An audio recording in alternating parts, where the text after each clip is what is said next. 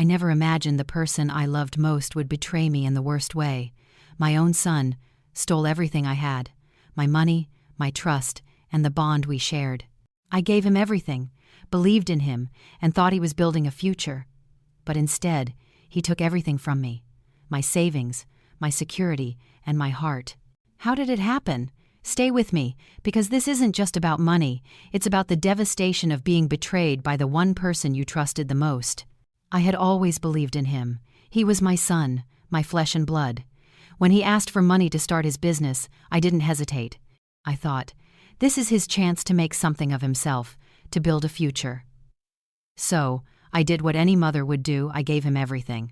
I took out loans, drained my savings, and even borrowed from friends to help him get started. I told myself it was for his future, that he would succeed, and I would be there to support him every step of the way. Every conversation, every meeting about his business plan, I was hopeful. I watched as he excitedly spoke about his ideas, and I believed him. I thought I was helping him chase his dreams. I thought everything was going well. The business was booming, or so he said. He'd send updates, show me pictures of the new office, and talk about how successful things were. I believed him. I wanted to believe him. He seemed so excited, so sure of himself. It felt like all of my sacrifices were paying off. I was proud of him. But deep down, something didn't sit right. At first, it was just little things. Small discrepancies I couldn't explain away. Missing receipts, invoices that didn't match up. When I asked about them, he'd give me vague answers. Don't worry, Mom, it's all part of the plan. But then, one day, I looked at the bank statements. That's when everything changed. Money was disappearing. Not just a little bit here and there, but in large, unexplained sums, and there was no paper trail to show where it was going. I started asking questions, but every answer was a lie. It's for the business, he'd say. It's an investment, he'd assure me. But something in my gut told me I wasn't getting the truth. I started digging.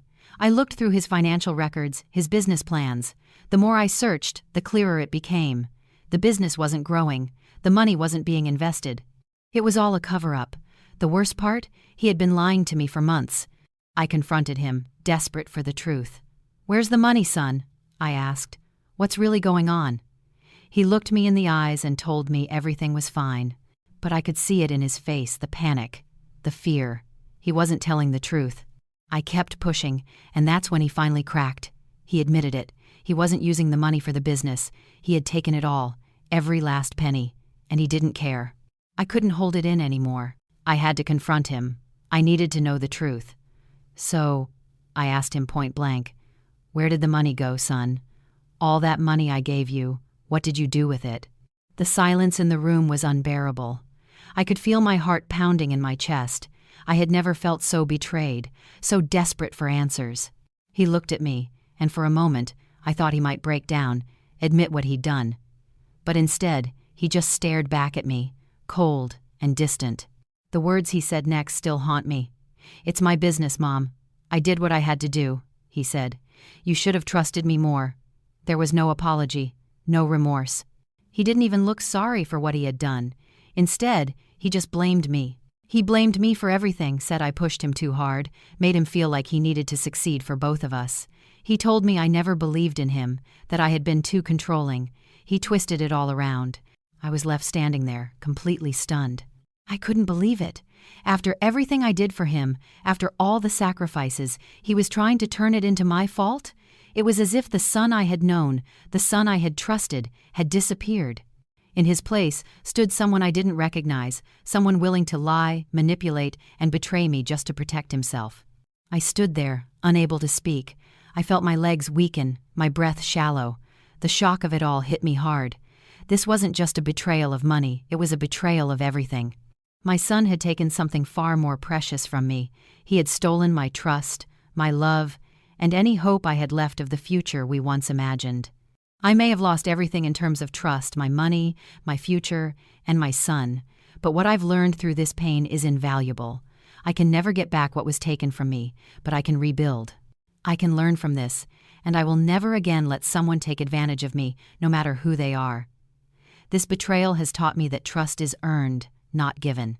And while I may never fully understand why he did it, I know now that I must protect myself and my heart first. It's been a long, difficult journey.